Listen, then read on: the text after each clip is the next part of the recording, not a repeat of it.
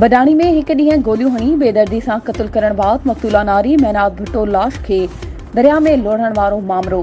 यानी पुलिस ऐं बासरनि विच में वाक़े में मुलविस असल जवाबदारनि खे बचाइण में कामयाब नारी खे घरू अणबणत ॼाणाए वालिद जी फरियाद ते 3 जवाबदारनि मथां केस दाख़िल कयो वियो। मियाणी पुलिस मक़तूला नारी जे लाश हथ करण में नाकाम। केस में वालिद ॼाणायो आहे त महनाज जो मुड़ुस रियाज़ भुट्टो घर अंदर नाराज़ रहंदो हो ऐं तशद्दुद पिणु कंदो हो।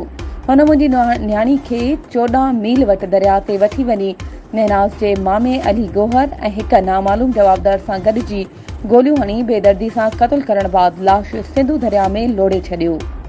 वधीक ख़बरुं ऐं अपडेट्स जे लाइ असांजे चैनल खे सब्सक्राइब कयो ऐं हा बेल आइकन खे प्रेस करण न विसारिजो त जीअं असांजी हर नई अचण वारी वीडियो तव्हां ताईं पहुची सघे।